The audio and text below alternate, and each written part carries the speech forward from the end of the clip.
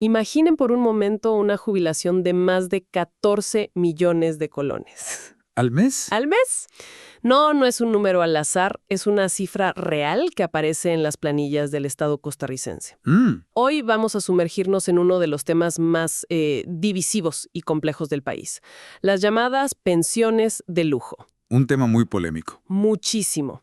Tenemos sobre la mesa un conjunto de fuentes que nos van a ayudar a entender quiénes la reciben, por qué existen, el impacto brutal que tienen en las finanzas públicas y, ojo, aquí es donde la historia da un giro inesperado. Ajá. Cómo la inteligencia artificial se está convirtiendo en una herramienta para enfrentarlas. Nuestra misión es desentrañar el origen de este problema, sentir el peso que ejerce sobre el Estado y examinar las soluciones, tanto legales como tecnológicas, que se están implementando. Y creo que el punto de partida para que todos estemos en la misma página es definir bien de qué hablamos. ¿De acuerdo? Porque el término pensión de lujo pues no lo vamos a encontrar en ninguna ley. Es una etiqueta social. Una forma de llamarlas. Exacto. Es una forma de describir jubilaciones que están, digamos, en una galaxia completamente distinta al tope del régimen general, el de la caja. ¿Y cuál es esa diferencia en números? Para que tengamos una idea clara de la escala, el tope de la caja hoy ronda entre el 1,5 millones y los 2,200,000 colones. Las pensiones de las que vamos a hablar multiplican esa cifra por 7, 8 o incluso 10 veces. Es abismal. Entendido. Entonces, vamos al meollo del asunto.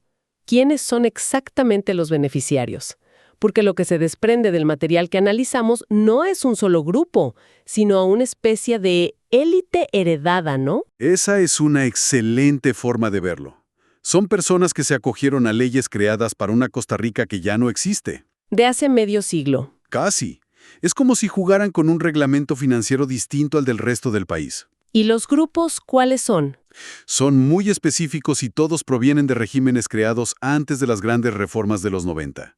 En la lista destacan, por ejemplo, altos cargos del Poder Judicial. ¿Magistrados? Magistrados, que tienen su propio fondo de jubilación. También, y aquí es donde se encuentran algunos de los montos más estratosféricos que mencionabas, excatedráticos de universidades públicas. En los documentos también se habla mucho de los educadores del Magisterio Nacional. Sí, pero con un matiz importante, específicamente los que se jubilaron bajo un sistema llamado régimen transitorio de reparto. Y claro, el grupo que quizás es más visible para la gente, los expresidentes. Exacto, quienes por ley recibían una pensión igual al salario de un diputado, aunque eso, ha ido cambiando poco a poco. Y no hay que olvidar otros regímenes ya cerrados, como el de Hacienda. Pero lo que me parece fascinante es el por qué. O sea, no es que hicieran algo ilegal. Para nada. Todo lo contrario, se acogieron a leyes que estuvieron vigentes principalmente entre los años 40 y los 80.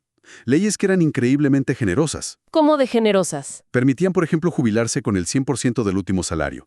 Pero la cláusula más explosiva, la que realmente disparó los montos, fue una que llegó a otorgar aumentos automáticos del 30% anual sobre la pensión. ¿Un 30%? Anual, garantizado por ley cada año. ¿Te imaginas? Es una bola de nieve financiera diseñada legalmente para convertirse en una avalancha. Una avalancha que además no se detiene cuando la persona fallece. El tema de la herencia parece clave aquí. Totalmente. La ley permite que la pensión pase al cónyuge o a los hijos, si son menores o tienen alguna discapacidad. La intención original suena noble, proteger a la familia. Claro, pero cuando una pensión original de 10 millones de colones se hereda, se está perpetuando un gasto que el país ya no puede sostener. Y esto nos lleva a la pregunta del millón. ¿De quién es la culpa? ¿De quién es? Lo que las fuentes sugieren es que la responsabilidad no recae tanto en los beneficiarios actuales, que actuaron dentro de la ley, sino en las asambleas legislativas de aquellas décadas. Los políticos de entonces. Fueron ellos quienes crearon estas leyes con beneficios desproporcionados, a menudo para congraciarse con gremios específicos y muy influyentes. Y aquí es donde entra ese concepto que parece un muro infranqueable: los derechos adquiridos. Es su principal argumento, sí. Un derecho adquirido es, en esencia, un contrato que no se puede romper. Imagina que firmas un contrato de trabajo. Años después, la empresa no puede decirte unilateralmente, oye, ese contrato ya no nos gusta, vamos a cambiar las reglas para atrás. No, claro, la ley lo prohíbe. Pues con estas pensiones pasa lo mismo. Aunque el país ahora se dé cuenta de que fue un pésimo trato, la ley dice que el acuerdo no se puede cambiar para quienes ya lo tienen. Las manos del Estado están, en principio, atadas. Atadas, pero pagando una factura gigantesca. ¿Qué tan grande es el impacto real? Porque hablamos de millones, pero a nivel macro, ¿qué significa? Las cifras que se manejan en los informes son de entre el 2.5 y el 2.7% del PIB. Es una cifra colosal. Suena una barbaridad, y lo es. Para entender por qué pesa tanto, hay que comprender una diferencia fundamental en cómo se financian. Pensemos en el régimen normal de la CCSS como una cuenta de ahorros a la que contribuyes toda tu vida. El dinero está ahí, invertido. Exacto, pero muchas de estas pensiones de lujo operan bajo un sistema de reparto. Esto es más como el presupuesto de una casa. No hay una cuenta de ahorros detrás. El pago sale directamente de los ingresos de este mes, o sea, de nuestros impuestos. ¿Y si no alcanza? El gobierno tiene que pedir un préstamo, endeudarse, solo para cubrir ese gasto. Es un modelo completamente insostenible. O sea que ese 2.7% del PIB no es solo un número. Es dinero que no se está usando para arreglar carreteras, construir escuelas o equipar hospitales. Ese es el verdadero costo. Es un gasto rígido que ahoga la inversión. Y eso nos lleva a la encrucijada. Si eliminarlas de golpe es legalmente imposible por los derechos adquiridos, ¿qué ha podido hacer el Estado? Sí, ¿cómo se empieza a resolver algo que parece irresoluble? Pues han tenido que ser muy creativos y valientes jurídicamente. La principal herramienta de contraataque ha sido la aplicación de contribuciones especiales y solidarias. ¿Y eso qué significa? Aquí, la Sala Constitucional ha jugado un papel determinante.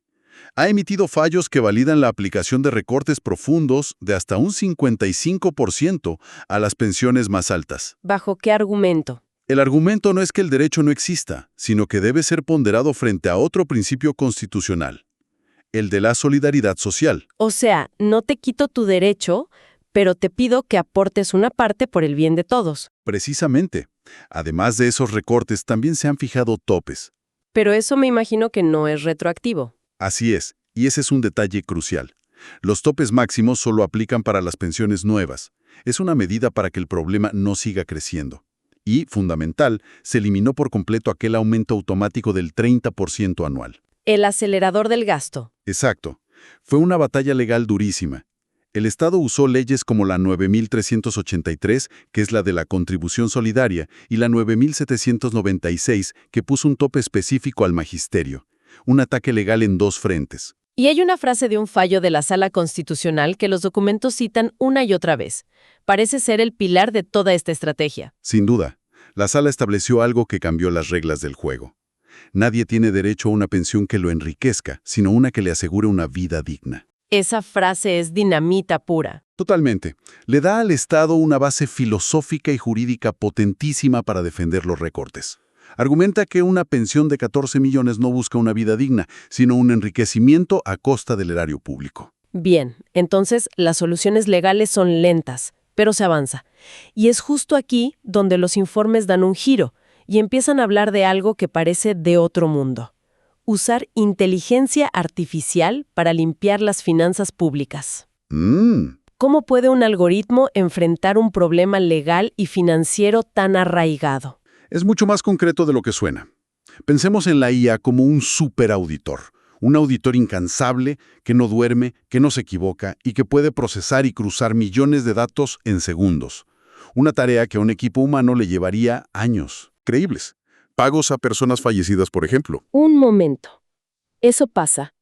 El sistema es tan manual que algo tan básico puede pasar desapercibido. Increíble, ¿verdad? Pero sí, sucede. La conciliación de datos no siempre es inmediata. La IA puede hacer ese cruce al instante y detener el pago. Pero va mucho más allá. ¿Cómo? Puede detectar duplicidad de pensiones, o sea, gente que recibe dinero de varios regímenes cuando la ley lo prohíbe. Y un punto clave, el fraude en las sucesiones. Ah, claro. Verificar si los herederos siguen cumpliendo los requisitos. Exacto. Sigue siendo menor de edad. ¿Está de verdad estudiando en la universidad? Su certificado de discapacidad es válido y está actualizado. La IA puede verificar todo eso automáticamente. ¿Y esto no es una fantasía? En las fuentes se menciona que ya hay proyectos piloto en Costa Rica usando IA para fiscalizar. Correcto. El ejemplo más claro es el proyecto Diara de la Contraloría. Es fascinante. Usan cámaras e IA para monitorear obras públicas. ¿Cómo funciona? El sistema analiza las imágenes y verifica si hay maquinaria y personal trabajando. Si la IA detecta que la obra está parada durante días, pero el gobierno sigue pagando las facturas, genera una alerta inmediata. ¡Wow! Lo mismo se puede aplicar a las compras públicas. Algoritmos de Machine Learning pueden detectar patrones de colusión cuando empresas se ponen de acuerdo para inflar precios o sobreprecios evidentes. Para visualizar la magnitud de todo esto, uno de los informes presenta una tabla comparativa que es brutalmente clara. Es la forma más efectiva de entenderlo, ¿sí? Por un lado, el régimen de la CCS. Monto máximo, aproximadamente 1.6 millones de colones. Calculado sobre los últimos 20 años de salarios. Correcto. Y, lo más importante, se financia con los ahorros del propio trabajador. Del otro lado, los regímenes de lujo. El monto puede superar los 14 millones, calculado sobre el último salario, y como dijimos, financiado directamente con impuestos y deuda. Son dos universos económicos paralelos. Completamente. Mencionamos antes el gran muro de los derechos adquiridos. Si la IA es tan buena detectando anomalías, ¿cómo ayuda a superar esa barrera legal? ¿Puede un algoritmo anular un derecho? No lo anula, pero le da al Estado las herramientas para demostrar que ese derecho en realidad nunca debió existir. Se convierte en un arma legal. Estratégica. Primero, aporta evidencia irrefutable de fraude. Si la IA demuestra que una pensión se obtuvo con datos falsos o que una sucesión se mantiene con un certificado de estudios falso, el concepto de derecho adquirido se desvanece. Porque el fraude lo corrompe todo. Ese es el principio legal universal. En esos casos, el Estado puede quitar la pensión y demandar la devolución del dinero, y lo hace con un caso prácticamente ganado. O sea, la IA es como un detective privado que le entrega a los abogados del Estado la carpeta con todas las pruebas. Exactamente. Segundo, puede calcular los recortes por contribución solidaria con una precisión quirúrgica. ¿Cómo? Puede analizar los ingresos y gastos de un pensionado de lujo y determinar cuánto se le puede recortar sin afectar su vida digna. Esto blinda legalmente la decisión del gobierno. Y hace muy difícil que una demanda en su contra prospere. Correcto. Y un tercer punto, la transparencia. Publicar los datos procesados por la IA crea una presión social y política enorme, dándole el respaldo popular a la Asamblea Legislativa para que se atreva a aprobar reformas más profundas. Y esto no es solo teoría. Las fuentes citan ejemplos internacionales. Definitivamente. El caso de Estonia es paradigmático. Es el país más digitalizado del mundo. Crearon una plataforma, X-Road, que interconecta todas las bases de datos del gobierno. No hay espacio para el error o el amiguismo. Todo se verifica de forma automática. Y transparente. Otro gran ejemplo es Brasil, que usa una IA llamada Alice. Este sistema lee todas las licitaciones públicas. Si detecta precios inflados o cláusulas sospechosas, bloquea el proceso antes de que se firme el contrato. Han ahorrado cientos de millones de dólares. Entonces, con toda esta tecnología y los precedentes legales, ¿cuál es la solución final, la estructural, que proponen los expertos? La solución de fondo es legal, no tecnológica. La tecnología es la herramienta para limpiar el sistema actual. Pero el cambio estructural debe ser legislativo. ¿Y cuál sería ese cambio? La propuesta unánime que se desprende de todos los análisis es la unificación de todos los regímenes de pensiones en uno solo, el de la Caja Costarricense de Seguro Social. Que todos los costarricenses jueguen bajo las mismas reglas. Sin excepción. Acabar con los privilegios. Si la tecnología ya existe, el camino legal parece más claro y la solución es conceptualmente simple. ¿Cuál es el verdadero obstáculo? El desafío más grande, como casi siempre, es la voluntad política. Claro. Líderes políticos estén dispuestos a enfrentar a grupos de interés muy poderosos y muy bien organizados. Que no van a renunciar a sus beneficios sin dar una pelea. Una pelea enorme. La tecnología expone el problema. La ley da las herramientas, pero la decisión final es puramente política. En resumen, hemos hecho un recorrido fascinante. Partimos de leyes escritas hace casi un siglo, que crearon un sistema de pensiones millonarias para unos pocos. Vimos cómo esas decisiones generaron una carga financiera que hoy es insostenible, y cómo el Estado ha contraatacado con argumentos jurídicos basados en la solidaridad. Y finalmente, llegamos a los algoritmos de inteligencia artificial que pueden vigilar el gasto público en tiempo real. Ofreciendo una salida tecnológica a un problema que parecía un nudo gordiano legal. La síntesis final es esa tensión constante. Por un lado, el principio de los derechos adquiridos, que es un pilar para la estabilidad jurídica. Sin él, nadie tendría seguridad sobre sus contratos. Exacto. Y por otro, el principio de solidaridad social y la cruda realidad de un Estado con recursos limitados, que debe atender las necesidades de 5 millones de personas, no solo de unos pocos miles. Y la solución final, unificar los sistemas. Es simple en su concepto, pero de una complejidad política inmensa. Y todo esto nos deja con una última idea para reflexionar. Las fuentes detallan cómo la IA puede aplicar las leyes existentes y detectar fraudes ya cometidos. Actúa sobre el pasado. Ajá. Pero, ¿qué pasaría si la IA se vuelve tan eficaz en analizar datos y patrones que pudiera predecir quién es probable que cometa fraude, incluso antes de que lo haga? Una vigilancia predictiva. Exacto. Y esto plantea una pregunta provocadora para el futuro. ¿Hasta qué punto la búsqueda de la eficiencia fiscal y la lucha contra la corrupción justifican implementar este tipo de vigilancia sobre los ciudadanos?